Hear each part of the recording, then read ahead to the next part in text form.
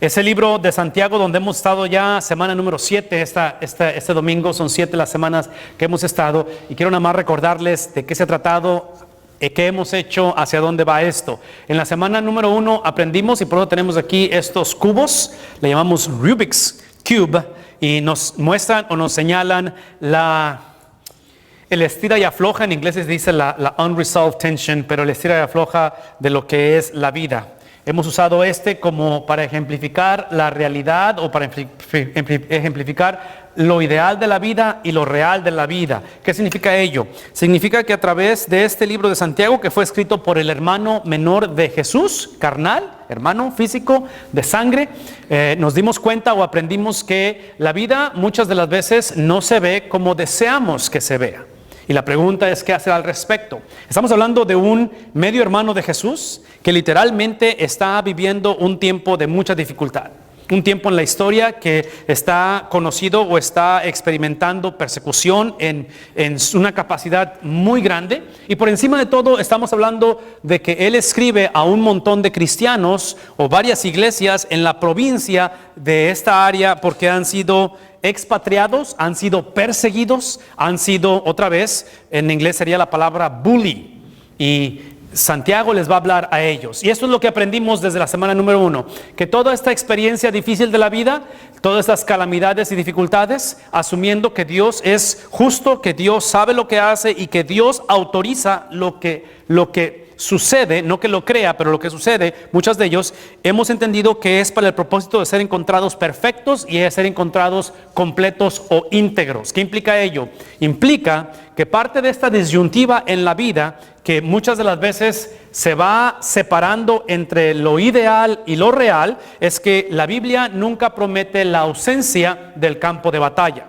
Inclusive parte del llamado del cristiano es a un campo de batalla. Ese campo de batalla, aprendimos, inicia en la mente, en el corazón y eventualmente en las circunstancias. De tal manera que esta mañana, parte de esta transición tiene que ver con el ser, otra vez, completamente perfectos o íntegros, estar equipados, no para evitar o para evadir el campo de batalla, pero para entender que al final de ese campo de batalla, al final de ese proceso, conforme avanzamos y crecemos en similitud a Cristo, no nos haga falta nada. ¿Por qué? Porque Dios quiere que tengamos una mejor vida, probablemente, no estoy en contra de que mejoremos nuestra condición, porque Dios quiere que cambiemos nuestra conducta o nuestra manera de pensar, probablemente también quiere que hagamos eso, pero la razón principal, esta es la razón principal, especialmente en tiempos de prueba, es de que aprendamos a llevar las cargas unos con otros, o unos hacia otros. ¿Qué implica ello? Que la tragedia más grande típicamente para el ser humano no es las pruebas que pasa, es cuando las pasa completamente solo. Inclusive yo diría esto, aquí es donde podría ser mi comercial que tengo que hacer con respecto a ello. La tragedia más grande es aprender a tener gente a tu alrededor cuando estás en medio de la prueba. Es más fácil aprender esto antes. ¿Qué implica ello? Que por naturaleza, típicamente la vida nos enseña, esto es la vida, no la Biblia, la vida, de que las relaciones con las personas, inclusive parientes o inclusive en el matrimonio, típicamente las conversaciones son someras, son por encimita, son superficiales. Es lo que hemos llamado conversaciones de elevador. Cuando subes a un elevador y saludas a alguien, buenos días, ¿qué tal? ¿Cómo está? Bien, y hasta ahí. Realmente cuando preguntas cómo está, no preguntas porque quieres saber cómo está la persona, nada más lo haces por cortesía. Esas son conversaciones de elevador. Sí, tristemente muchos cristianos vivimos ese tipo de conversaciones con Dios y con los semejantes, de tal manera que, otra vez, cuando viene la realidad, que es muy diferente a lo ideal, esto real, diferente a lo ideal, nos encontramos que no hay nadie que nos levante o nos sostenga, sino que literalmente nos encontramos solos atravesando este tipo de circunstancias. Si Santiago describe este tipo de actitudes o este tipo de circunstancias como personas que eventualmente tienen que ser retados a la sabiduría. Y dijo Santiago, esto lo aprendimos en la semana número 2, que aquel que esté falto de sabiduría la pida a Dios. Esta palabra pedir es importante, ahorita vamos a hablar un poquito más acerca de eso, del corazón dadivoso o de la generosidad de Dios, pero esta es la característica de Dios, que Dios da sabiduría. ¿Por qué? Porque esto es sabiduría, lo que estoy explicando. Sabiduría es dejar de ser la víctima, sabiduría es entender que si Cristo fue perfeccionado a través de esto, Jesucristo fue perfeccionado a través de encontrarse completo delante del Padre. Jesucristo atravesó obviamente las tragedias más radicales y más grandes, pero las hizo con un propósito, con el propósito de eventualmente cargar los pecados de la humanidad. Entonces, tu propósito en la vida es literalmente encontrar sabiduría, porque esto es el Evangelio. Esta es la razón por qué existimos. ¿Sí? Imagínense un matrimonio que le caracterice esto. Imagínense un matrimonio el cual tanto el hombre como la mujer reconocemos que estamos faltos de sabiduría en lugar de creer que sabemos todo, o que somos soberbios, o que somos, en fin, personas que somos autosuficientes. Entonces, Santiago nos llevó a pensar en esto porque él describe la sabiduría como una persona y esa persona es Cristo. De tal manera que una persona sabia, dijimos en la semana siguiente, que es el versículo 19, capítulo 1, dijimos que es aquel que es listo o presto para, ¿qué cosa? Escuchar, y que es lento o tardo para... Una persona sin sabiduría, una persona sin Cristo, es el tipo de persona que va a ser presto para hablar y va a ser lento para, que implica que es autosuficiente, que es soberbio, que crece en este cinismo para con Dios, de ahora retar a Dios o querer que Dios sea como Él, que piense como Él, de tal manera que al final termina diciendo Santiago, si la razón por qué tenemos que ser prestos para escuchar y tardos para hablar, es porque eso nos lleva a balancear la emoción en el ser humano, esta emoción que no es pecado en sí, pero la ira, aunque no es pecado, esa es la emoción, entre todas las emociones que tenemos, es la emoción que potencialmente se convierte en el vehículo donde Satanás hace el mayor daño posible en la vida del ser humano. Y le damos cabida a él. De tal manera que terminamos diciendo esto hace algunas semanas, que toda persona que aprende a ser, sí, presto para escuchar, lento para hablar, persona que es sabio, que aprende a lidiar con la ira o el enojo, es el tipo de persona que, vean lo que dice aquí, que le pone freno a su lengua. Esto es lo que los dones espirituales describen como el dominio propio, self-control. ¿Qué implica ello? Escuchen esto, porque esto lo he estado diciendo varias semanas. La característica de la sabiduría es que una persona sabia no es aquel que tiene control de la vida, circunstancias, esposa, finanzas. Todo es importante, que tengamos una perspectiva, pero la sabiduría inicia sabiendo controlar mi propia vida. ¿Qué implica ello? Que una persona no sabia, una persona sin Cristo, hace exactamente lo opuesto. Trata de controlar al hijo, a la esposa, y obviamente cuando la cosa está fuera de control se frustra. Cuando está fuera de control, la situación que no está bajo, como él dice, crece en resentimiento, crece inclusive en odio, y eventualmente es el clásico que decimos, ellos antes venían a la iglesia. O yo crecí en la iglesia, pero ahora ya no. ¿Por qué? Porque como ya perdió control de la situación, en lugar de aprender a controlarse a sí mismo, vean lo que dice. Dice, este tipo de persona que es sabio es aquel que le pone freno a su lengua, de tal manera que si no lo hace, ¿qué es lo que está haciendo? La palabra en inglés es deception. Deception, ¿se engaña a quién? En otras palabras, es el tipo de persona que, escuchen lo que voy a decir, el tipo de persona que literalmente todos saben a su alrededor que realmente su cristianismo es falso. Porque a la hora de la hora es el tipo de persona que es bien rápido para hablar y lento para pedir consejo. Es el tipo de persona que se apoya en su propia prudencia. Es el tipo de persona que siempre en su mente siempre gana los argumentos de por qué se conduce de esta manera. ¿Me explico? Todo el mundo lo sabe excepto él. Vive negando la realidad, de tal manera que Santiago termina diciendo, esa religión literalmente es ¿qué? Es nula, no existe.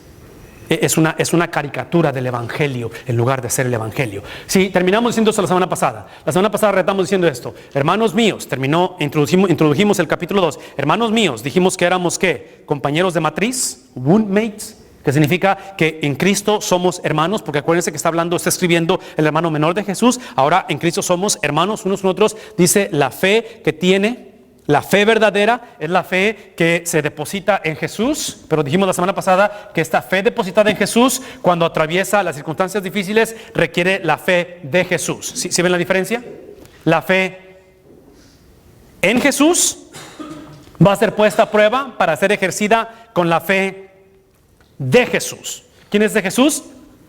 Jesús es nuestro, la relación, nuestro, glorioso, su gloria, su majestad.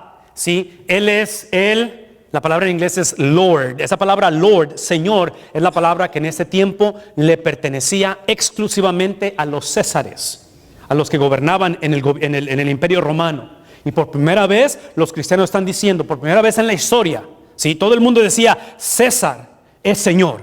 Y por primera vez están diciendo, ¿quién es Señor? Jesús es Señor. Jesús es Señor. Entonces, este es nuestro Señor, el cual, escuchen esto, cuando yo reconozco que soy parte de esta relación en comunidad, donde en comunidad, porque somos hermanos, aprendo, no es que lo sea automáticamente, aprendo a ser presto o rápido para escuchar y lento para hablar, me doy cuenta que la fe en Cristo produce la fe de Cristo. No es más, la fe en Cristo produce la fe de Cristo, de tal manera que ese Cristo, a través de la fe de Cristo, presenta, ejemplifica, muestra la gloria de quién es el Señor. La gloria de aquel que es el Mesías. La palabra Cristo es Mesías, de tal manera que es reflejada en esa relación con Él, pero observen cómo termina, en la relación con mi prójimo, que ahora es la relación horizontal, no solamente la vertical, pero horizontal, es la relación en la cual no damos lugar a ¿qué cosa? A favoritismos. No damos lugar a etiquetarnos unos a otros. Sí, esta mañana vamos a hablar acerca del versículo número 8, pero antes de ello, oren conmigo. Padre de infinita misericordia, gracias por la oportunidad de ver los escritos de antaño. Gracias por conservarlos, esos escritos, porque tenemos acceso a ellos ahora y creemos que es tu palabra. Declaramos, Padre, que es veraz, que es efectiva, que literalmente esta mañana tiene la habilidad de penetrar el corazón del hombre. Por lo tanto, permítenos ver tu gloria manifestada en esta enseñanza, de tal manera que podamos ser prestos para escuchar y tardos para hablar. En el nombre de Jesús. Amén. El día de ayer me preguntó un joven y se acercó a mí y es cristiano, pero no está yendo a la iglesia, y se acerca y me dice, hey, ¿qué piensas acerca de Halloween? Porque mañana es Halloween. Me dice, ¿qué piensas? Sabe que soy pastor, así es que me dice, hey, ¿qué onda? Y no sé qué esperaba que le dijera, ¿verdad? No sé exactamente, no celebran eso, son cosas del diablo. Yo nomás le dije, hey, para nosotros es una oportunidad muy grande, porque el año pasado, cuando hicimos nuestro Fall Festival, cuando hicimos el festival del otoño, como 600 personas vinieron de la comunidad. Entonces es una oportunidad grandísima. Pero de ahí automáticamente me brinqué al punto que quiero hacer con ustedes. De ahí le dije, pero ¿sabes qué? Mañana, eso fue ayer, entonces el lunes, que es mañana, el 31, sé que es Halloween y sé que es una fiesta muy grande y ok, está bien que lo celebremos. Por mí no hay ningún problema en ese sentido. Pero esto es lo importante, que hace 499 años, el próximo año va a ser 500, pero este año son 499 años. Hace 499 años atrás, hace ese tiempo, hacia atrás, hubo un monje católico que tomó 95 tesis, declaraciones que él hizo en contra de la iglesia establecida, y retó a la iglesia y las clavó en una puerta. Y llamamos las 95 tesis de Martín Lutero. Y nace lo que se le conoce como la Reforma. Y esta reforma literalmente transformó la historia de la humanidad, donde Martín Lutero, por primera vez, leyendo y pasando tiempo a solas en el libro de Romanos, descubre que la salvación no es a través de pagos a la iglesia, de indulgencias, de los sacramentos. La salvación es por Romanos, es por fe, exclusivamente depositada ¿en quién? En Cristo Jesús. Y esto produce una explosión que crea la Reforma. Surge este movimiento que tradicionalmente le llamamos el protestantismo, porque estaba protestando en contra de ello. Así es que el lunes, Dios mediante, y aquí es donde los quiero retar, porque yo sé que todos en sus Instagrams y en sus Twitters y en sus Facebooks están poniendo sus selfies con los disfraces y todo eso. No estoy, otra vez, por favor, no escuchen de mí que estoy condenando eso, pero me ven tantito. Yo los reto a ustedes de que mañana en la mañana, cuando se levanten, y sé que lo primero que van a hacer es checar su Facebook, pongan ahí, literalmente pongan, feliz día de la Reforma.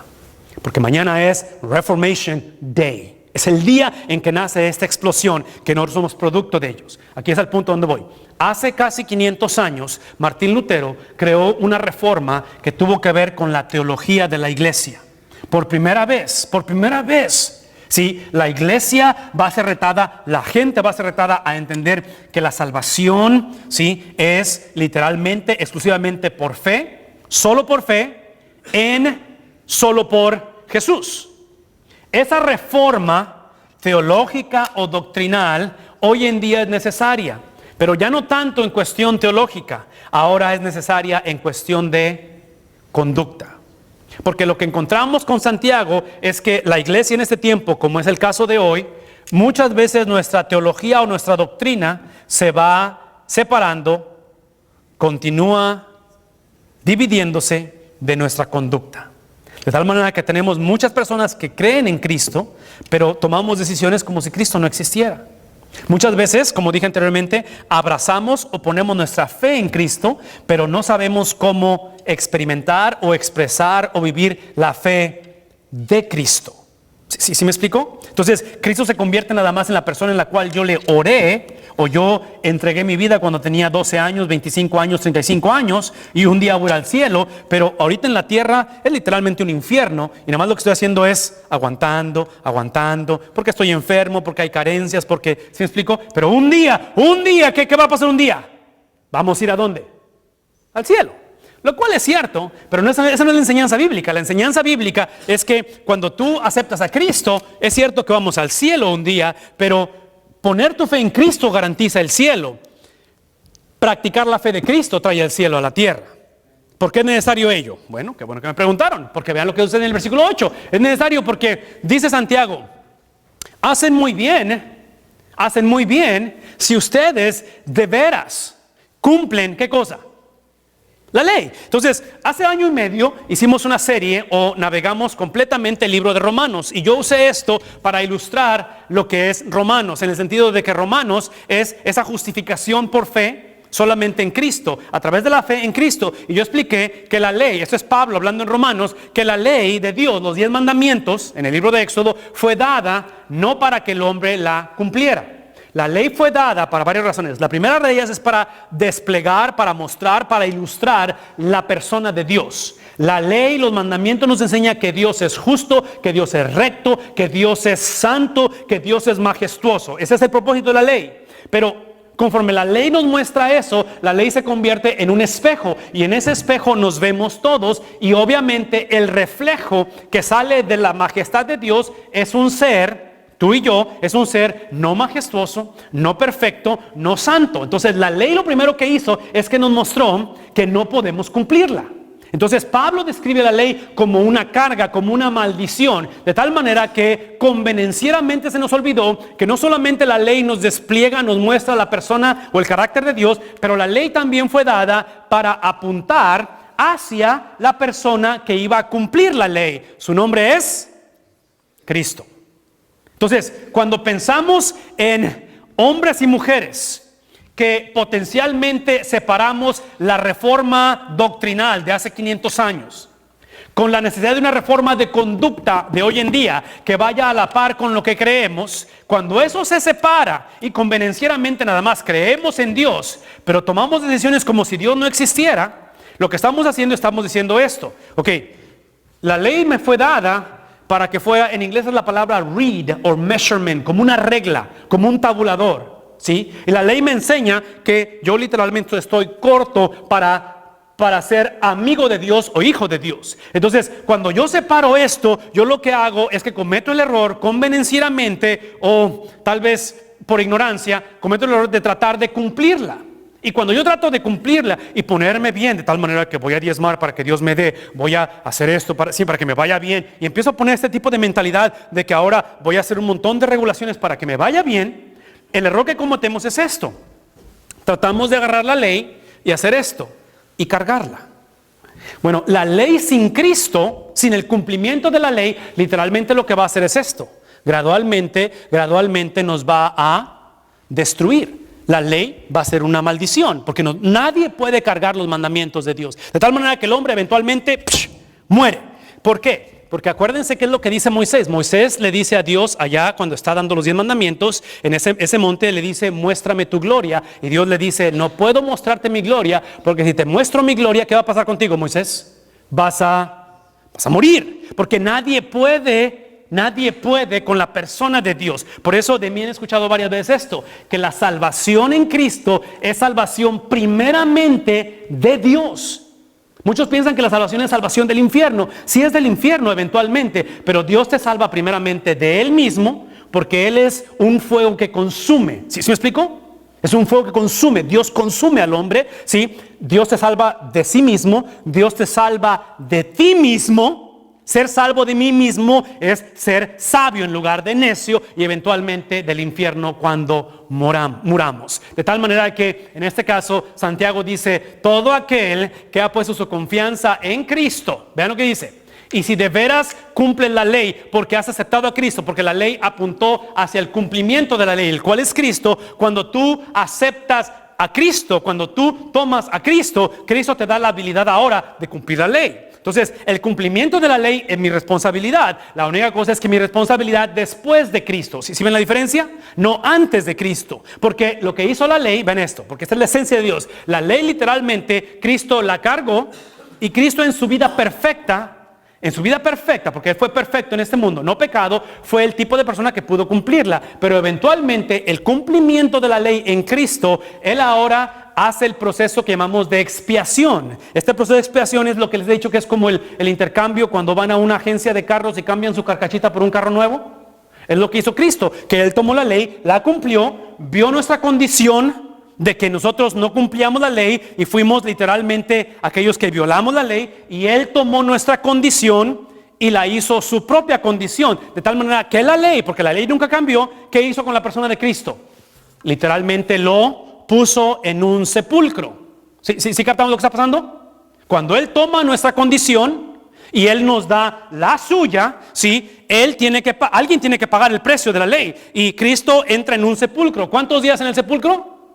3 días, pero al tercer día, ¿qué sucede?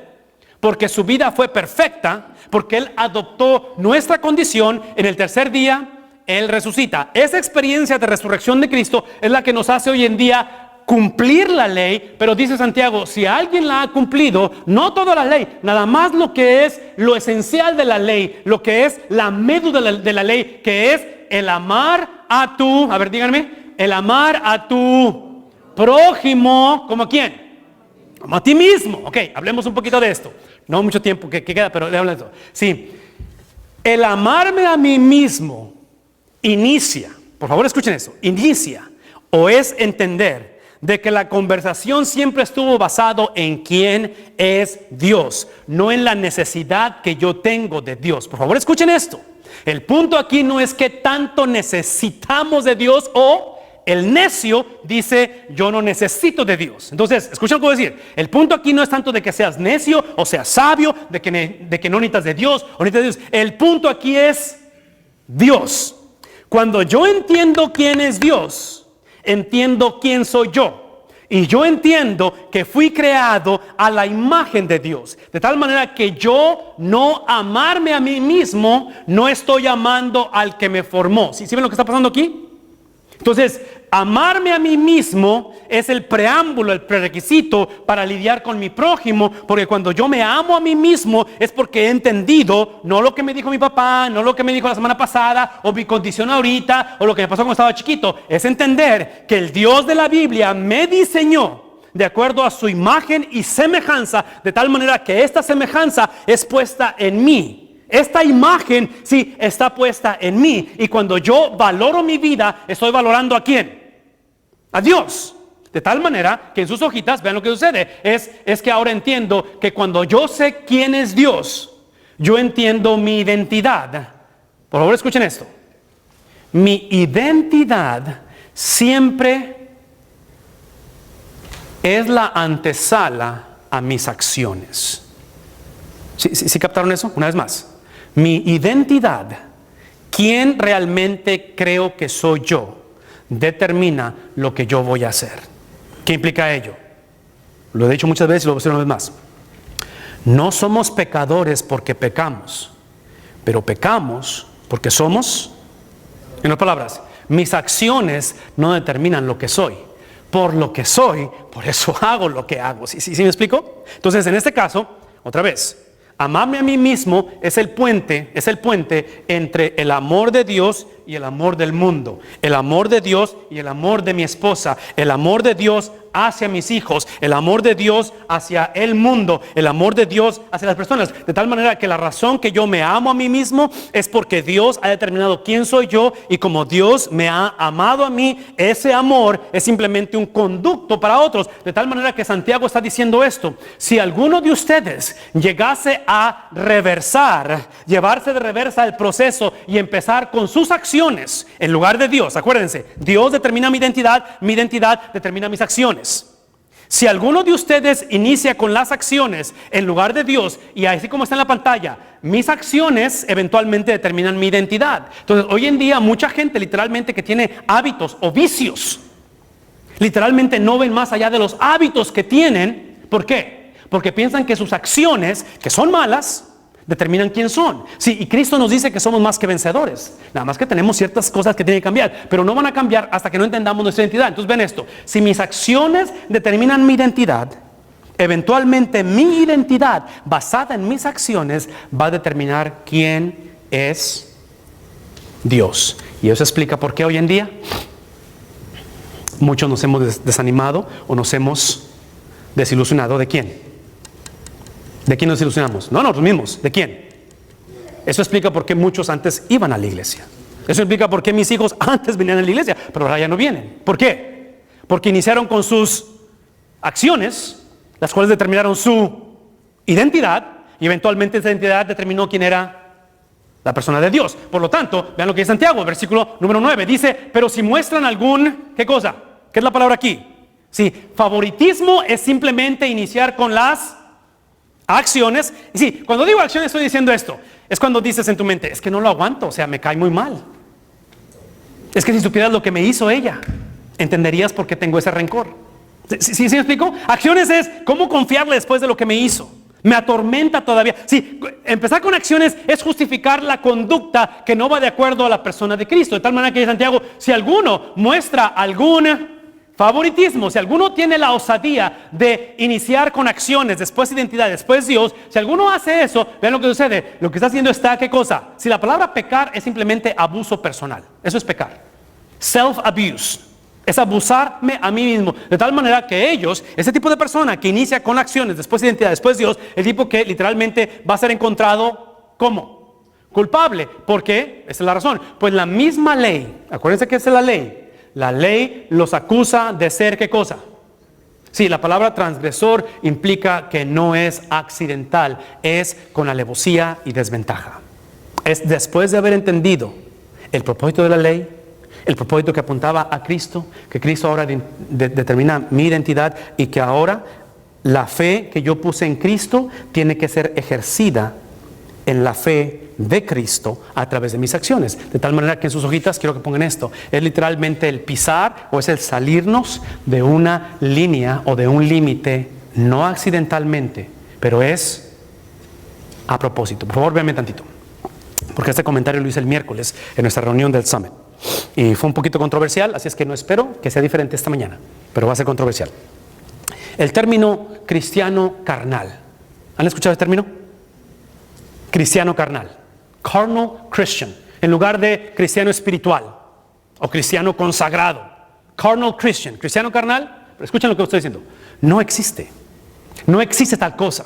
¿Por qué digo ello? Porque escuchen lo que está diciendo. Si el pisar fuera de un límite a propósito, en otras palabras, no estoy hablando o no está mencionando Santiago de que eventualmente, como dijera el Chavo del 8, se nos chispotee el asunto y pisemos fuera.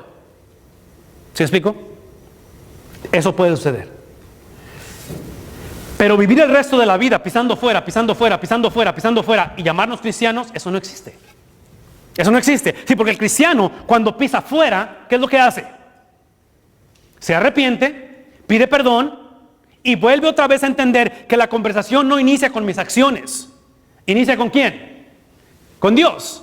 No mis acciones determinan lo que soy, ¿sí? sino que es Dios quien determina mi identidad y mi identidad determina mis acciones. De tal manera que en esta mañana, si yo estoy pisando fuera o he pisado fuera, el punto de pisar fuera, si escuchen esto, el punto de pisar fuera no es tanto de que la riego, no puedo cambiar. Si la razón que no puedes cambiar es porque estás iniciando en las tentaciones, estás iniciando en tus habilidades, estás iniciando en tu soberbia, estás iniciando en tu simplemente estar, una vez más, dándole vuelta al asunto en lugar de confesarlo. Entonces, toda persona que mantiene un estilo de vida pisando fuera del límite a propósito, escuchen lo que voy a decir, simplemente no es cristiano. No es cristiano. Si hay una rebeldía constante y no hay convicción, no hay algo que te incomoda el tomar esa decisión abiertamente, lo más seguro es que no has conocido el poder redentor de Cristo. Porque observen lo que sucede, miren lo que sucede. Porque el que cumple con toda la ley, ¿sí? Aquel que abraza el evangelio, pero por alguna razón falla en un solo punto de la ley, ya es ¿qué cosa? En otras palabras, aquí no hay términos medios. Por eso les digo que no existe tal cosa como cristiano carnal. No existe eso. De tal manera que es la persona que es culpable, de tal manera que ahora esa persona es culpable de haberla quebrantado completamente toda la ley. Sí, por eso él termina diciendo esto en el versículo 11. Él dice, pues él que dijo. Ese es Santiago hablando a un montón de judíos. Estos judíos sabían la ley, sabían los 10 mandamientos. Aquel que dijo, regresando a ese libro de Éxodo, Santiago a la iglesia, está diciendo, no cometas ¿qué cosa? No cometas adulterio. Es el mismo que dijo, no mates. Ahora, ya dijimos esto y le hemos explicado. Santiago es el hermano menor de Jesús. Eso implica que lo más seguro es que Santiago seguía a Jesús, su Big Brother, en Twitter, y lo seguía en Facebook, y lo seguía en Instagram. ¿Qué implica ello? Que Santiago escuchó constantemente esto de Jesús. Eso es lo que dijo Jesús. Ustedes han escuchado, o lo escucharon decir, no adulterarás. Pero ahora, yo te digo esto, todo aquel que ve a la mujer de su prójimo con lujuria, ¿qué es lo que ha hecho? Ha cometido adulterio. ¿Qué es lo que dice el Señor Jesús? No matarás. Pero yo te digo que tú cuando pones o tienes rencor o resentimiento o odio en contra de tu hermano, ya lo has ejecutado. Entonces, vean lo que está diciendo aquí. El punto es de que es esto. Si no cometes adulterio, pero matas, ¿qué has hecho con la ley? La has violado. Hay un punto en el cual tenemos que entrar en esta conversación de que al final de la historia, el punto no es lo que yo hago. El punto es lo que se ha hecho. ¿Sí ven lo que está pasando aquí? Las buenas nuevas del evangelio esta mañana es que no se trata de que yo trate bien a mi prójimo, de que aprenda a llevarme bien con la esposa o con el hijo o con los nietos. Sí, ese es el punto. El punto es aprender en lo que hizo el Señor Jesús. Hace 2000 años, el Señor Jesús llevó a cabo el proceso de cumplir lo más importante, que es la ley, la esencia de Dios. Y eso que hizo Jesús es lo que hace que nosotros, que nos lleve ahora a actuar de tal manera que esta mañana, para concluir, can we get the lights please guys? Para concluir, quiero que escuchen esto.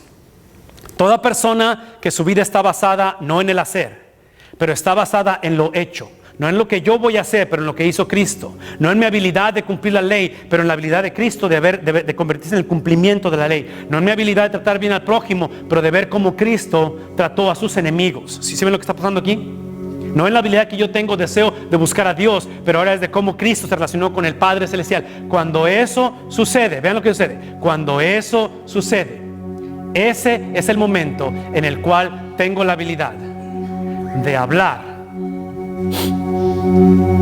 y de comportarme. Es el momento en el cual mi teología o mi doctrina va a la par con mi conducta. Vean lo que dice ahí. Hablen y pórtense. Crean. Hace 500 años casi, Martín Lutero reformó nuestro creer.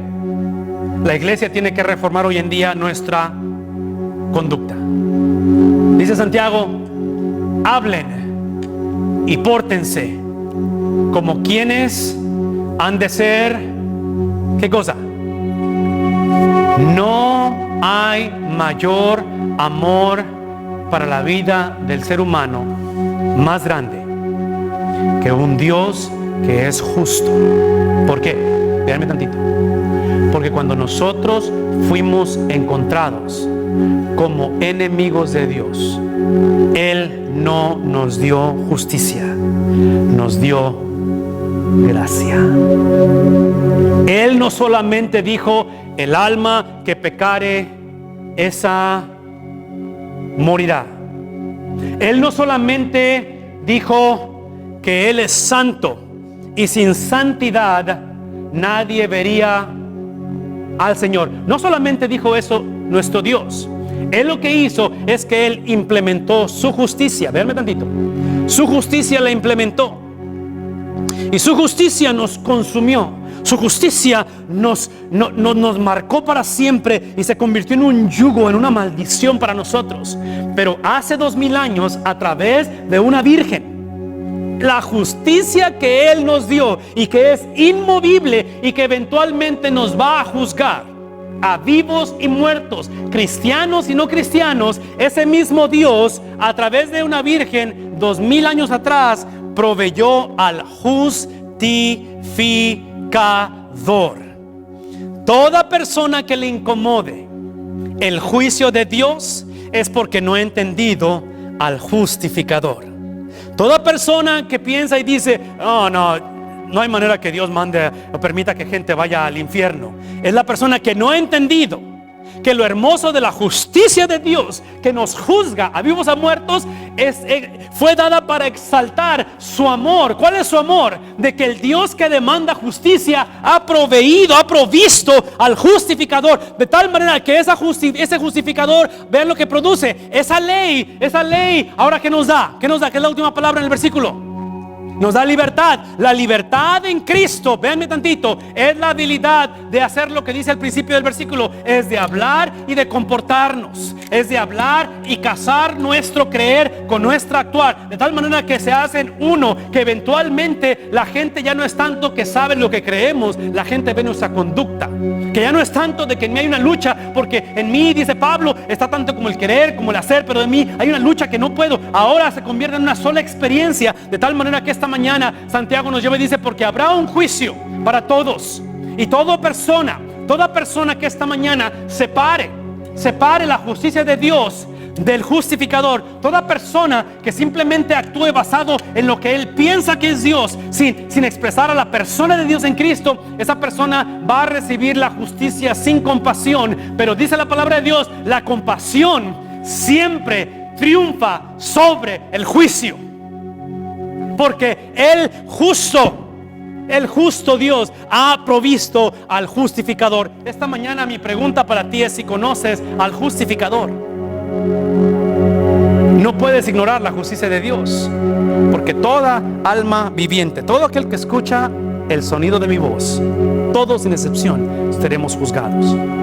Esta iglesia será juzgada, tus hijos serán juzgados, mis padres serán juzgados, tú serás juzgado, yo seré juzgado un día, sin excepción. Lo hermoso de conocer al justificador es que el cristiano será juzgado para recibir galardones, premios, corona. Si tú no conoces a Cristo, es donde vendrá el llorar, el crujir de dientes, donde vendrá y se dará cuenta el ser humano que la misericordia de Dios no es eterna. La misericordia de Dios termina el momento en que tomas tu último respiro. En ese momento, dice el libro de Hebreos, que después de la muerte es conveniente que todo hombre compadezca ante el tribunal de Cristo. Esta mañana tienes la oportunidad de abrazar, a lo mejor por primera vez, al justificador, que va a reflejarse en quién es Dios para ti, va a darte una nueva identidad que va a ser reflejada en cómo tratamos al prójimo.